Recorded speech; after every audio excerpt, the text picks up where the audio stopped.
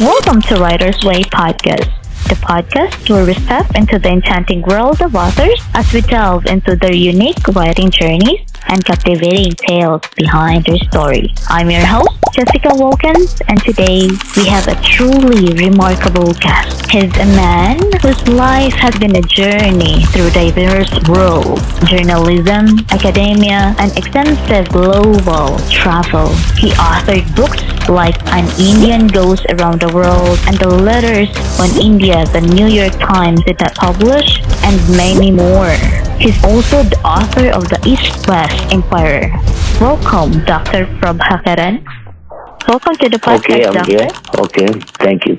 So, Doctor, we are very much honored to have you here in the podcast interview. And let's start by delving into your fascinating career. Dr. Prabhakaran, your career has a span of journalism, academia, and travel writing. So, could you describe your typical writing routine and how it might differ depending on the type of project you're working on? Yeah, my writing these days, I've been writing mainly on political stuff. My latest book, actually, I don't know whether you have seen a copy of that. My latest book is titled How I Responded to Blunders of Donald Trump via the New York Times. So that is, before that, I had a collection of all my social and political commentaries.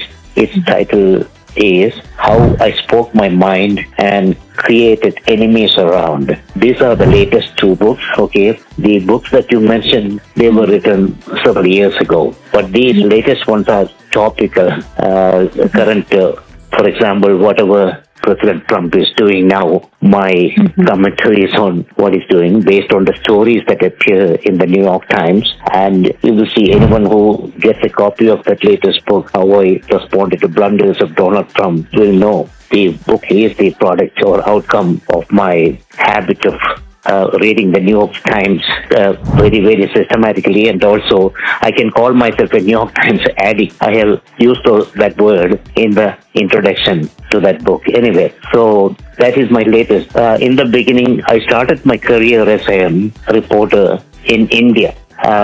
Is it okay I briefly touch upon that? Yes, Doctor. Yeah. Go on. I started as a journalist because that was a I immensely liked my job because before that we were preparing for other careers in India in the 1960s when I was an undergraduate student. We were all told that it has been to go years that if you don't want to become an engineer or a doctor, you are good for nothing. That kind of mindset was created in those days. Okay, yeah.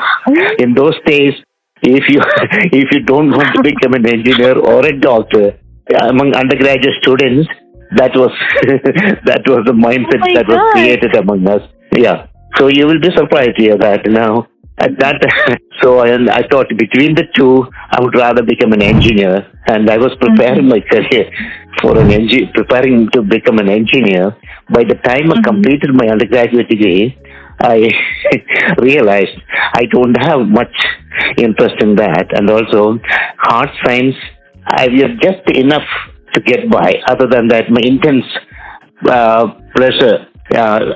interest was in social science subjects, mainly politics, history, and things like that. Okay, so Yes. I could not qualify to get into an engineering college. In those days, getting in was very, very competitive because there were only few engineering colleges and only the best and the brightest could get in. I just came out of a bachelor's degree with a passing grade, and then of course, very disappointed because I did not live up to the expectation. The societal pressure, family pressure, and peer pressure was for you to become an engineer or a doctor. I did not become either, so the disappointment was there. Anyway, I started wondering. I went to reached Bombay. At that time, it was known as Bombay. Now it is called Mumbai. You know that. Yes. Yeah.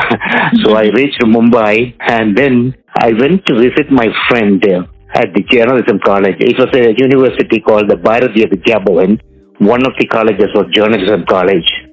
My friend was working in the registrar's office, so I went to visit him. On that particular day, it was students were enrolling for various courses.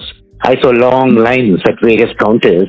I asked my friend, what is this about? They said, oh, today is the enrollment day, so all the students are enrolling for various courses. And one of those lines of applicants was the longest, and that also had very attractive girls from all over India. Okay? So I asked my friend, what is that line about? He said, that is for journalism course. I said, give me an application form. Okay? Oh. That, that spur of the moment that's decision. the urge. Yeah. That's the So urge. I called myself an accidental journalist, okay?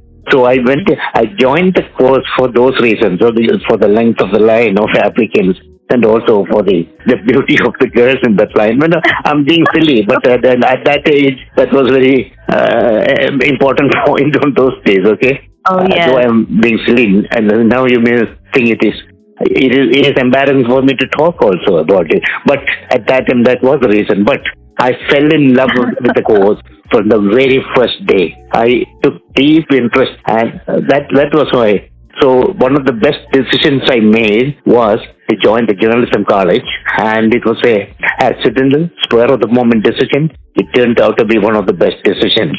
Just to give an idea of how and why I became a journalist, I took deep interest in everything I studied, and then even before I completed the course, I got a job in one of the weekly newspapers in Bombay, very popular paper, very controversial also. And then after working in 2 weekly newspapers, I joined the daily. I got a job on a daily as a copy editor. That's Free Press Journal. That paper is still around, okay? The other 2 weekly newspapers I worked for, they all went out of business.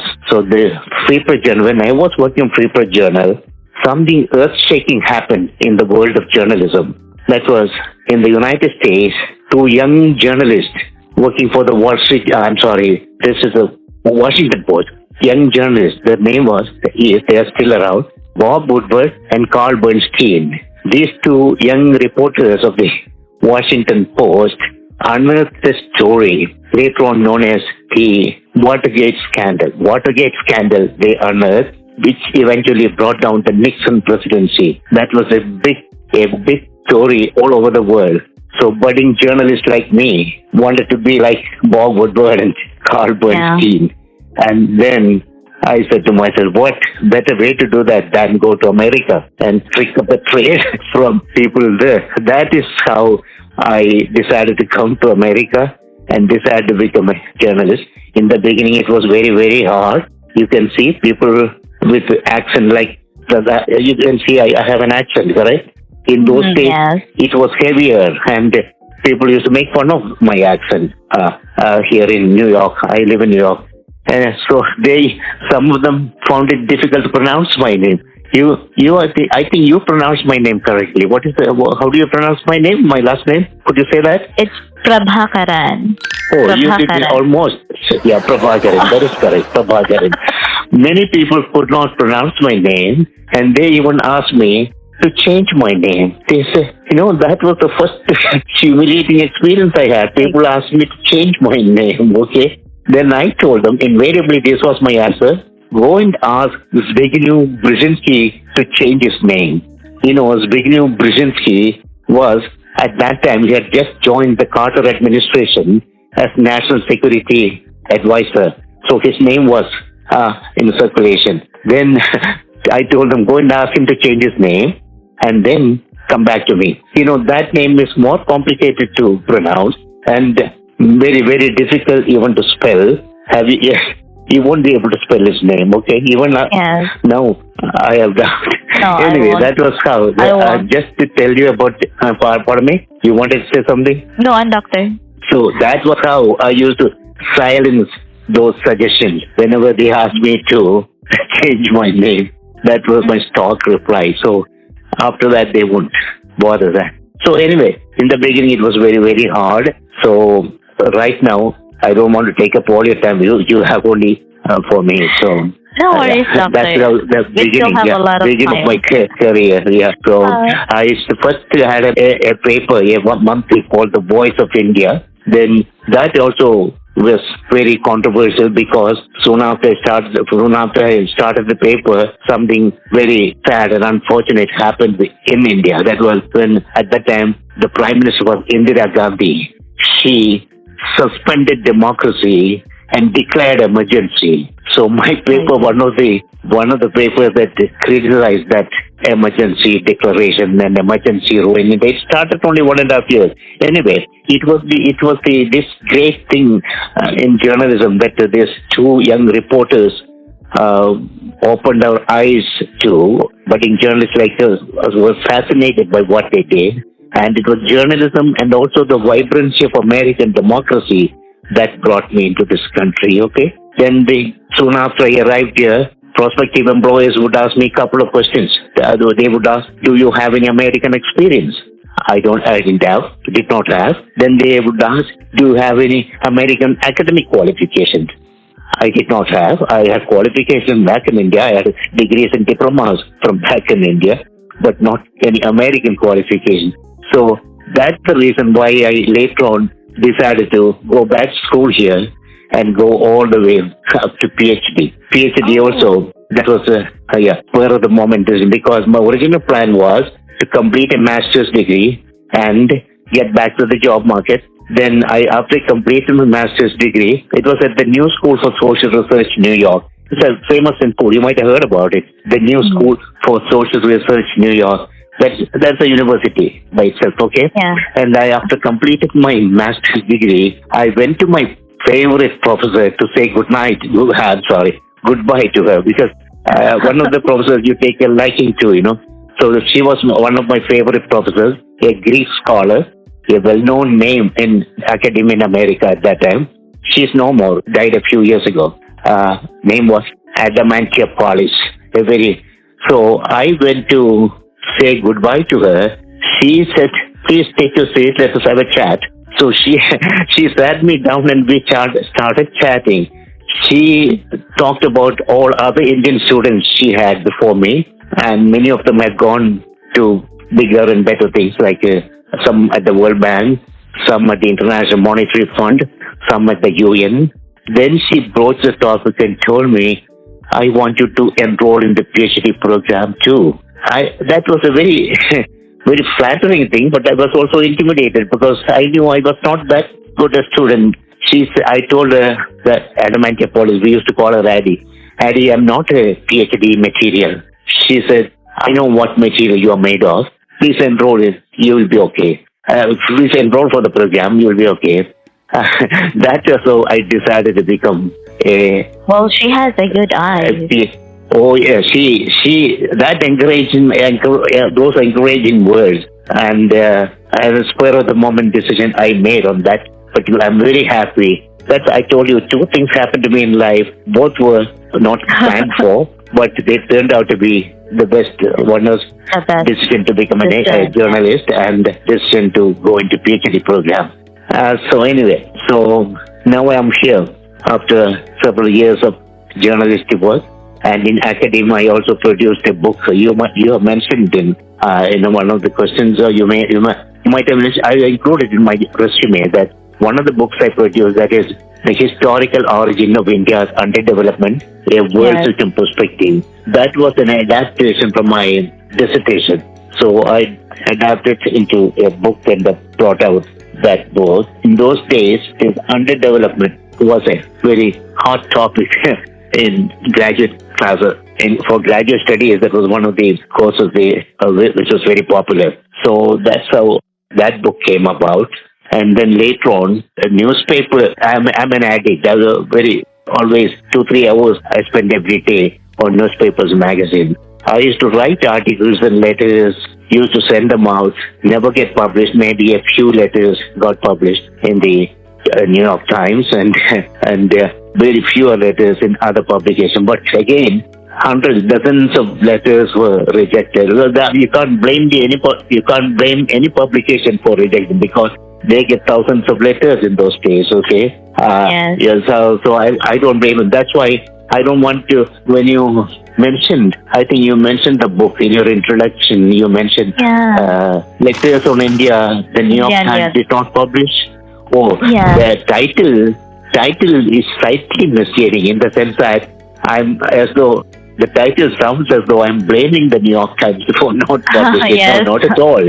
I can't blame Yes. any paper Just for not clarify. publishing because they get thousands of letters every day, and mostly the letters they publish from what you call authorities on those subjects. Like if a letter is written by me and the Prime Minister of the country about it on the same topic, they will certainly publish letter. This happened to me. That's why I'm bringing up that example, because India and Pakistan always there are many conflicting situations, and even they had 3 wars between the two countries. Okay, so very often my letters used to be on that subject. And one of the letters at that time, there was a Prime Minister called Prime Minister Benazir Bhutto in Pakistan. Pakistani Prime Minister, heard that name? Benazir Bhutto. Anyway, about one of those the two countries fought, and letter from me and letter from Benazir Bhutto.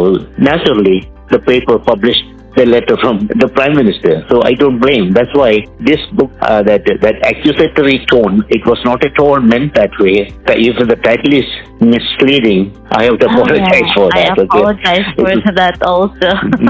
Yeah, you don't have to include that, because many other books, even that book, the subjects I discussed were very topical in those days, very topical and very controversial.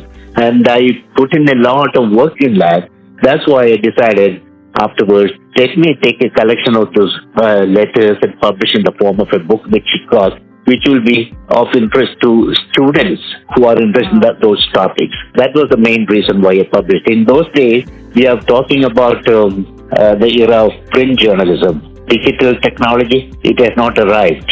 Okay, we have whatever. If we had to cut a copy of the letter and preserve it. If at all you want to refer to this later. So in those days, I was not in the habit of preserve those letters. But later on, I started keeping copies of the letters, which I thought were very interesting. And that's how this collection of letters got published. These days, the New York Times, in the digital version, an online publication, you will see at the end of some article, invite readers to comment.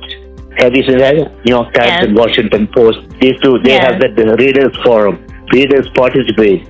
And I've been responding to the certain articles that interested me. And that's how this came about, the latest book. Okay. Trump became president, and he started uttering lies and making misleading statements. I thought, this is too much. The first time itself, during his first term, I started pointing out, and in my own way, whatever I thought was, not only even the Washington Post kept tab of his lies and misleading statements. And they came to the conclusion, that the reporter who kept tab came to the conclusion that he utters at least 6 lies and misleading statements, at least 6 every day, Donald Trump. So I decided, for me, I thought it is my responsibility to point out this. In my own way, whatever I thought was wrong, if I could point out, I had to. That's how this book came about. Whenever I had time to do it, and whenever I felt like responding, I wrote to the New York Times. They were kind enough to publish, and I made a collection of that and published. So that's how the latest book came about. Volume 1 it is. Volume 2 has already gone to the publisher, okay? And even now I'm writing. You can expect more books on this topic. Brothers of Donald Trump. Okay. I said enough about that. Okay, my journalistic career. Is there anything more you want here? You can ask me. Okay, so Doctor, with all the insights that you have given to us with your career from being an engineering student, a graduate, and later on, you have it with you switched to journalism and then until now. So, of course... Now, I'm sorry. Yeah. The latest you mentioned, some publication I have, I started it because I wanted to stay on the periphery of journalism after I quit working full time. Because I wanted to devote to writing more books. That was 20 years ago. And by then, this digital technology, that helped me start my own web publication. So you Yeah. mentioned that the East West Inquirer. I started Yes. mainly because I wanted to publish what I write. Again, there was no hope of getting them published in established Mm. newspapers. So I thought, let me put out for my own. I had a few dedicated visitors to my web publication I have, and whenever I put out a story, I inform them. That is, so don't mention what you call an author. You can say the editor of Yeah. the East West Inquirer. Okay, that's a web publication. If Ah, you okay. if you visit if you check online, if you enter www.eastwestinquirer.com, you will see that. Mm-hmm. So whenever I have time, these days very little time because I'm devoting all the time to writing about Donald Oh. Trump, and I want to bring bring out the book because many people are very timid. He is after journalists now. He said media, Yes. what he calls fake news. That's what he calls. All the newspapers which are critical of, not newspaper, even an article is critical of him, that publication becomes what he calls, in his words, fake news. Fake news, that's what he calls. Oh, yeah. You might have heard that expression. He always uses the word Yeah. fake news. If he didn't like the story that appeared in the New York Times, he is in his enemy list, okay? The New York Times, Washington Post, Wall Street Journal, he used to admire intensely because Wall Street Journal editorial page always very conservative. But these days, they also started pointing out the errors and blunders he has been making, okay? Even the Wall Street Journal, his favorite paper. That's the story of the latest news break. You might have heard about it, that news leak about the attack on Yemen. And that is currently big news. So even he's attacking the journalist who broke the news.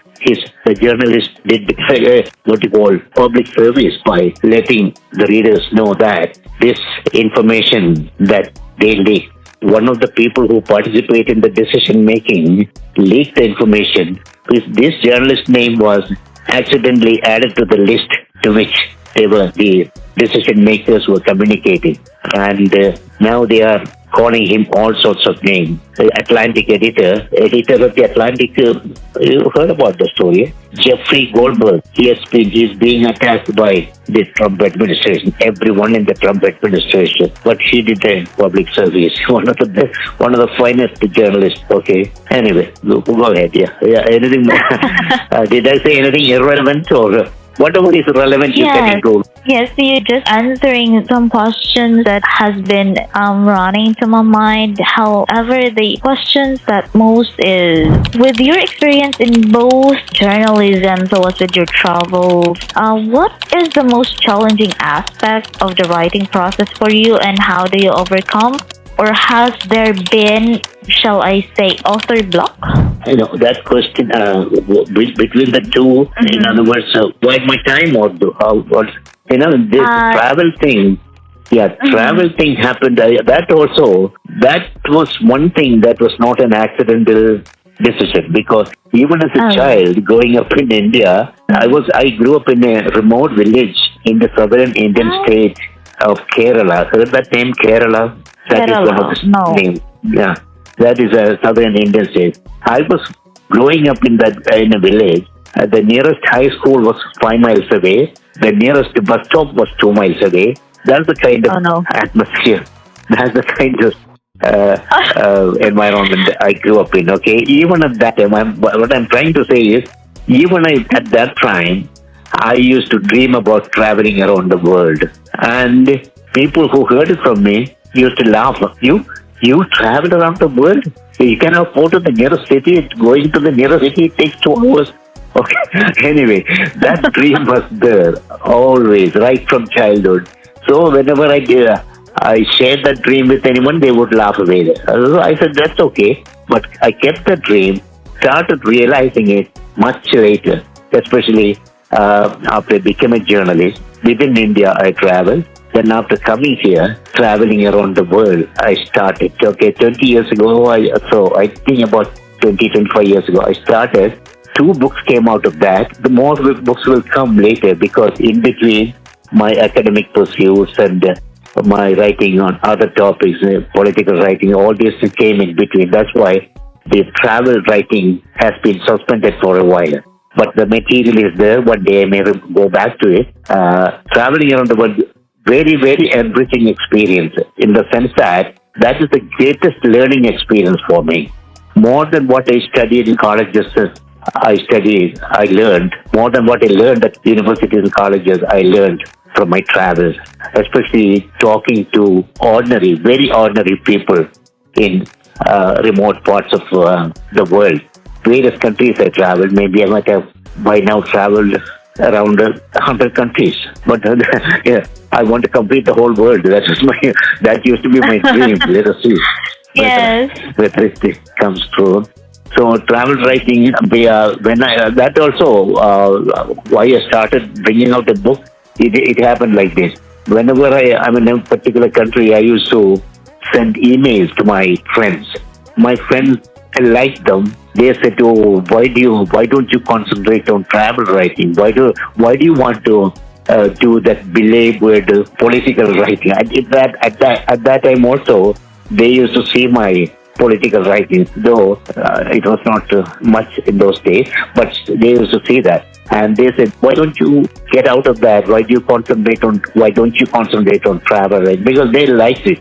And that's how I decided to, after I started this web publication, I started to post on my articles on that people liked it, okay? Because they liked it, I thought, let me compile them and bring out a book. First book came out long ago. Its title is, I can tell you the title, Capitalism Comes to Mao's Mausoleum, okay?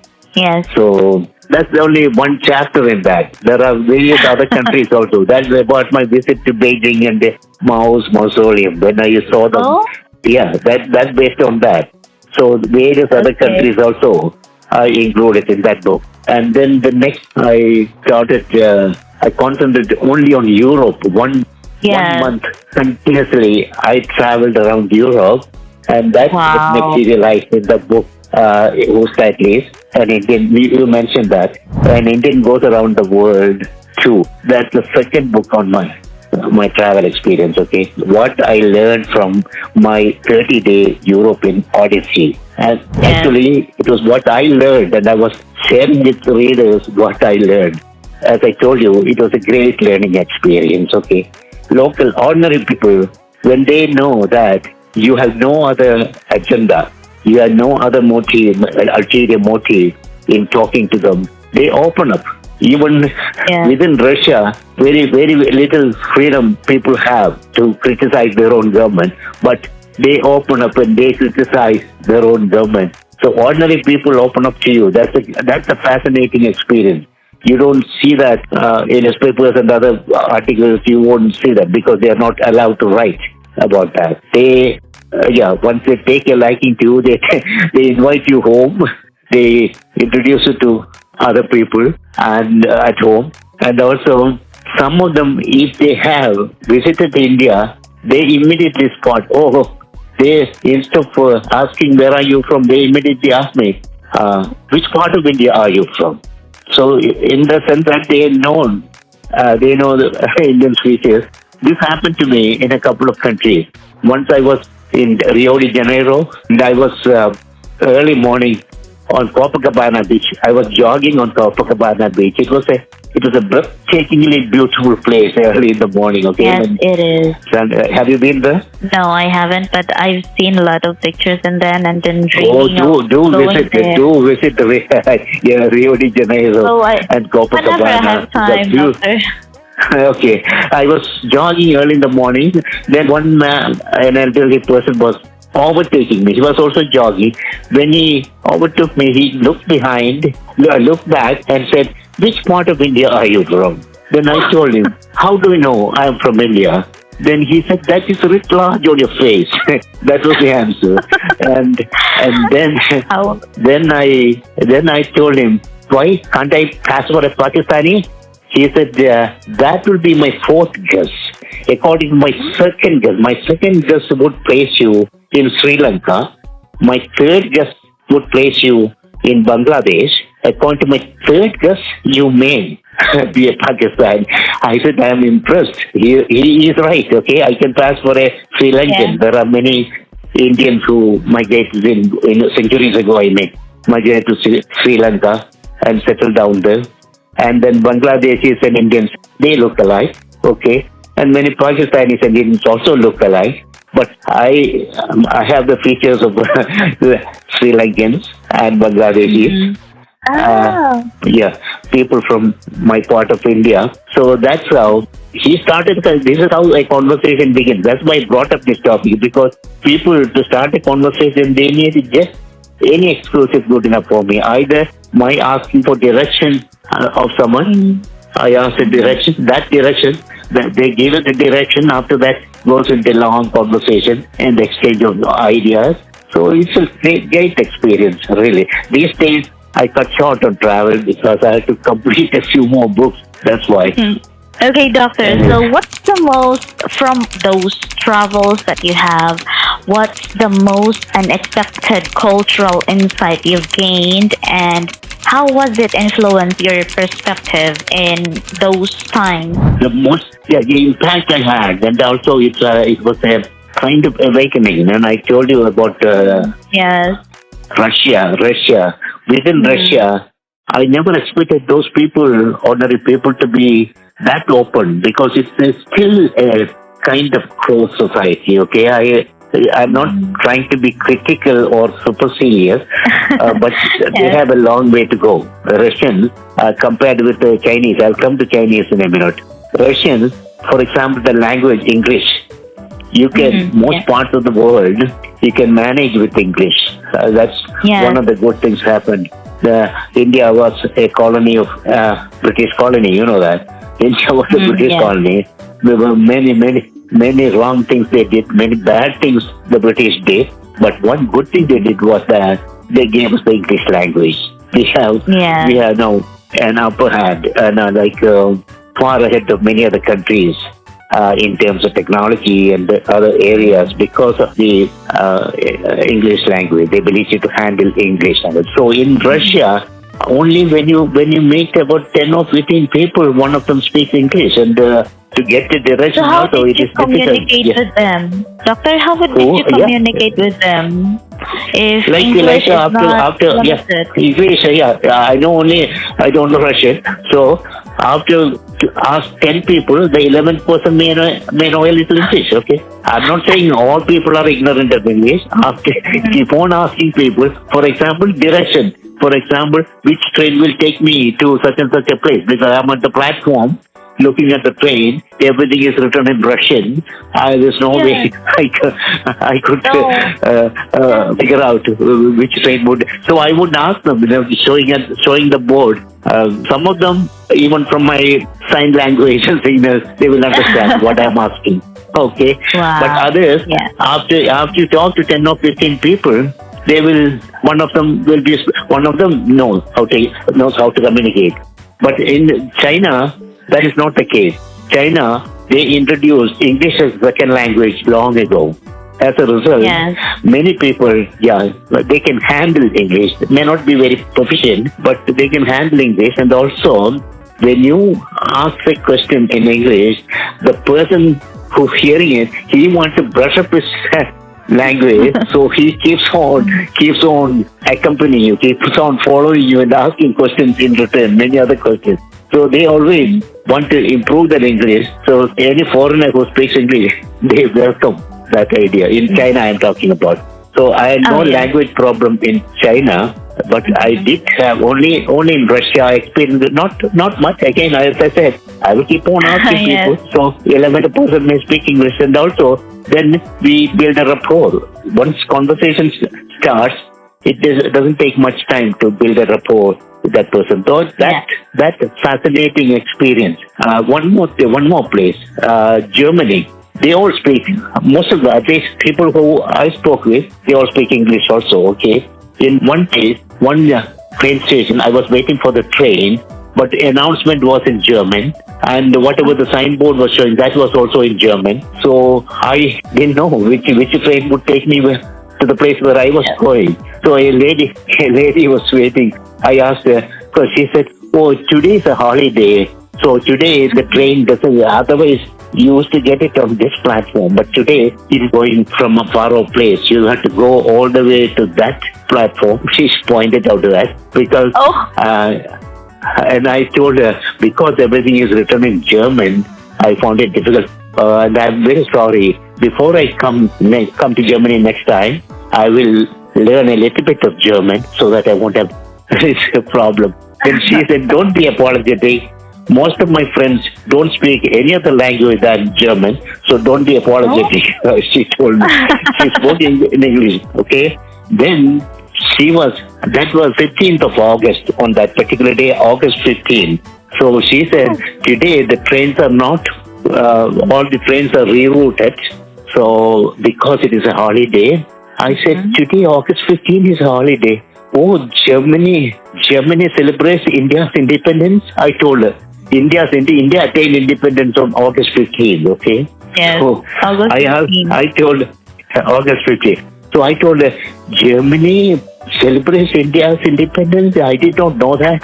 No, it has nothing to do with India's independence. Today, August 15th, is the day Virgin Mary went to heaven, she said. So, in this part of Germany, is the holiday. So, what region, that region. Part of Germany is the holiday. I told her, I am sorry. I have many Catholic friends in India that none of them told me about this Virgin Mary connection. And next time I meet them, I'm going to chastise them. Why they gave me lecture on religion because I'm an agnostic. They gave me lecture. Why didn't they tell me about it? She said, don't worry. I am also an agnostic, but I love this because today is a paid holiday and I love it. I am visiting my mother because so anyway. So these are the little interesting conversations I had. Some of them I do include in my books, and so the books my friends say it makes interesting reading. When if at all you want a copy, I can send them to you. Okay, if you send me your address. Oh, you can send it to our local office in Texas. That would be great. I would really love to read your book, Doctor. Okay. So did I answer your question? That is I'm thinking, Did I answer your question? The fascinating experience. Like I've given a few samples. Yes, you did. Very enriching experience, okay? These days, I know in my political writing, nobody cares, but I want to get it off my system. Whenever a leader of the country makes grave mistakes, I don't care whether anyone listens to what I say, but I have to get it off my chest. That's the main reason why. Because it is the vibrancy of democracy that brought me into this country. When this man, to be frank with you, I don't know whether you're a supporter of Donald Trump, that doesn't matter. This man destroying democracy in this country, okay? And 4 more years, what will happen to democratic institutions here? We have to watch with bated breath, really. So that's how you really have it for now? Because Trump, Oh, yes. To say, because he has brought the party under his complete control. No Republican lawmaker wants to open his mouth in critical of him. Nobody dares criticize him because he will destroy them politically, I mean. Anyone who criticizes him is in his enemy list. He calls it enemies within. That's the term he uses, okay? He is after all these politicians who are opposed to him. That is not what we expect in a democracy. In a democracy, one party will come to power once and the other party will come. Here there are only 2 political parties, major political parties. A country like India, there are hundreds of political parties.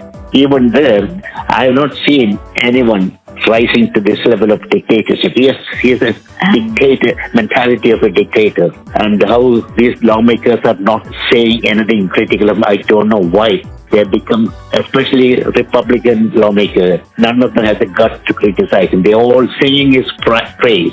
There was a time, going back to the Watergate scandal, you remember? There was a Senate hearing at that time, and there was one senator called Howard Baker. Senator Howard Baker, he asked one very, very pertinent question during the Senate hearing.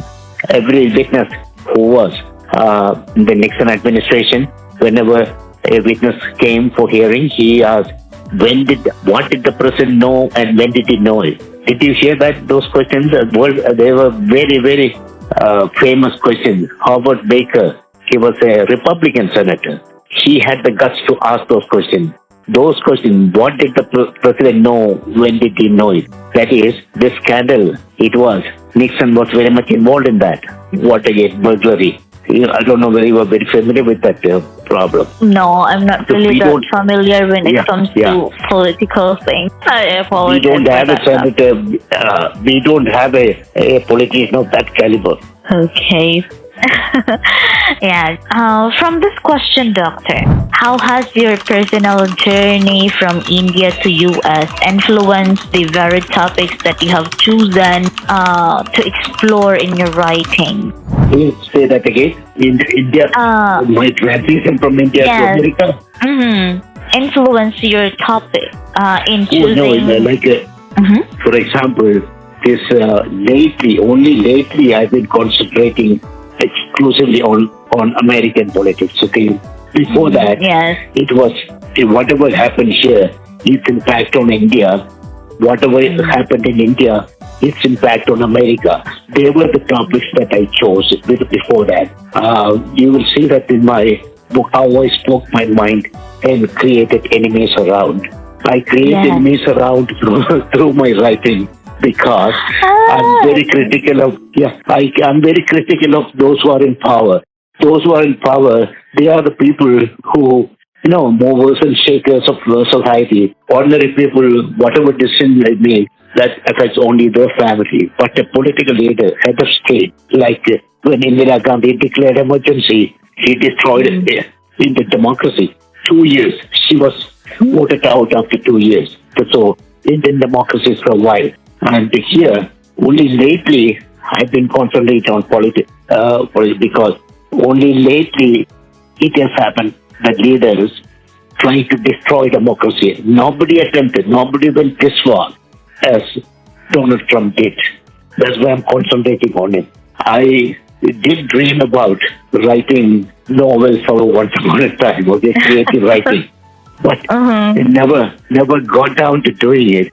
So soon after this, the next book I'm working on, soon after I finish that, I will take a break or I will say goodbye to Donald Trump. I want to revive my dream of writing novels. There are topics for 3 novels in my mind, boiling in my mind, and I want to complete that. So I will start. I guess, Doctor, you're Doctor, you're such a journalism through and through. Because from all your books up until now, you're so active when it comes to the socio-political aspect or themes, right? And then you said from right after the book that you are working on, you'll be going to switch. You're going to switch from the fiction. I was because in my teen years, as a teenager, I was dreaming about becoming a creative writer. There are many novelists who I was fascinated by. For example, my favorite author in those days as a teenager was Somerset Maugham. Heard that name, Somerset Maugham? No. Oh, yeah. He was a... Oh, no. Yeah. Heard that name? Mm-hmm. No, I haven't. He was, Yes. So his book influenced me a lot. Like that, a few novelists of India also influenced me. And B.S. Naipaul, heard that name? He's from Trinidad, but he has written a few novels. He has also written travel books on travel. A very, very good writer. Anyway, so a few people like that did influence me. So I want to try my hand at writing fiction. So I'll be going back to that. So I want to at least a couple of novels I want to bring out. I would love to read your novels. Oh, Doctor, what would be the genre of your novels, if possible? Just a sneak peek on it, if ever. Maybe Doctor? You said you're going to write a novel. So what kind of genre you'll be? From my experience, drawing on my experience, any novelist, you ask any novelist, they won't frankly admit that, But novelists also, from their life experience, they draw on that. Now, like even this, I told you, Thomas Edmond, he was frank enough to admit that every time if a novel of his came out, he has created 3 or 4 enemies because those people, living human beings, could identify themselves as characters in that novel. He brings them into his novel from his own life. So it is life experience always, okay? You will change the name, you will change the situation, slightly modify, but that every human being can identify, this fellow is referring to me. That experience, it's almost at home, many novelists share that, okay? Okay, sort of a novel kind wherein it's more into factual, like, or a memoir? Pardon me? No, not a fan made, but you're basing your story out of the real experience. Yes. Yeah, my own experience. Especially after my experience in India, my experience in America, as an Indian in America, again, many characters, my own friends will figure in that. They will be able to identify. I may lose friendship also, I don't know. Anyways, Doctor, so much of that. Looking back on your body of work, so what themes or ideas do you find yourself returning to most often? Well, again, there is no way I can stay away from what is happening around. So these days I have not posted anything on my website. So whenever I have time, I will be writing about the current topic, about what is happening around.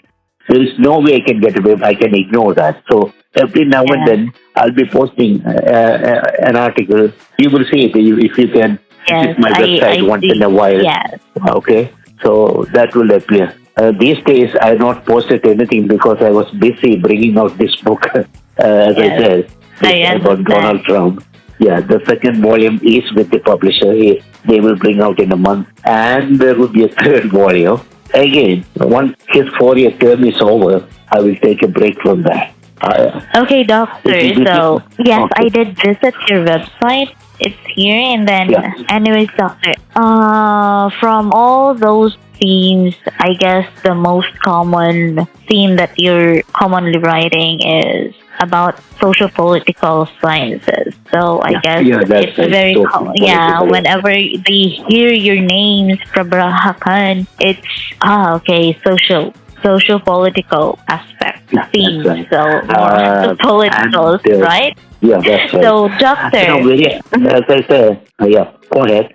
Okay. So, I have a question here. What do you hope your readers take away from your book, your articles, or regardless of the topic or subject matter at hand? So, what would be the takeaway for the readers? Here is a person who talk truth to power. In other words, I'm not getting any benefit. I'm not at all looking for material benefits. So far, my books are available only on Amazon. Okay, I don't know whether my publisher has sold anything, but I haven't heard from them. I'm not writing to make money, but I am writing to make a point. I have to get it off my system, and I want to speak truth to power. That is what anyone who, if at all anyone has read my books and read my articles, they will know that I've been bold enough to say what I wanted to say, really. But only thing is, I must make sure that I don't hurt anyone deliberately. But those who wield power, political power, and use that power for selfish reasons, this man has no respect for democracy, no respect for constitution. And when he uses his bully purpose to do what he's doing a biggest damage to this country. And this country is supposed to be the most powerful country in the world. When the leader of the most powerful country in the world does this kind of thing, it is very, very dangerous. Okay, that's the message I'm trying to convey. That's a very powerful inspiration. So how was your perspective on writing and storytelling evolved over time, particularly with the rise of digital media, Doctor? Your perspective in writing. Yeah, it helped me a lot. Now, for example, this digital publication, the website that I started, that enabled me to put my ideas across. Until then, as I said, I'm one of those writers who collected maximum number of rejection slips. I sent out articles, they were rejected. I sent out letters, they were rejected. So when digital revolution took place and when we have the facility to start your own publication like this, like the one I started, that has come as a boon to me actually. So I welcome that. I'm not an expert in that. I have a long way to go before I master the technology. What little I mastered what little I learned came in handy, and I started the publication 20 years ago, the East-West Inquirer. And all over the world, there are a few readers and a few dedicated visitors to my website. Whenever I publish something, I inform them there. That is why. Okay, doctor, so I guess you have said earlier there will be other genres that you would like to tackle on right after the political aspect of the current book that you are working. So what advice would you give to aspiring writers who are interested in combining journalism, travel writings, and other kind of genre? Any dream that you have, don't give up. It is very, very good. It's very important to keep the dream, keep your hope very high. For example, in a small junior high level, there was a teacher who used to tell us, if you aim it, you may reach somewhere near the moon. So keep your goal very high, so you will reach somewhere halfway at least. So don't give up your hope. That's the most important thing. And your hope or your dream is to become a writer. Write every day. Once again, I want to share with all the people who are listening today an advice my journalism college professor used to give us. He used to tell us, journalism college professor used to give us a wonderful advice. He used to tell us, if you want to become a writer, you follow only 3 short steps, but follow them in this order. Step number 1, write. Step number 2, write. Step number 3, write. So write them in this order. Okay. There's the only other way. There's no other way that you can become a writer. Start writing today. And I tell my friends also, my students, when I was teaching, I used to give this kind of advice to my students when I was teaching at the city college here. I said, if you want to become a novelist, write 1 page a day. 1 page on the topic that you have selected. And at the end of the year, you will have 365 pages. Some of the pages you may discard. Then still you have a few pages left. That's the only way. There is no other way to become a writer. Okay? Yes, right. At least write 1 page a day. Right? Those are such an invaluable advice, doctor. And so that's it. Thank you so much, doctor, once again, and for being here. Listeners, don't forget to grab a copy or visit the website of Dr. Prabhakaran. Okay. Thank you so much once again, and have a good day. Till next time.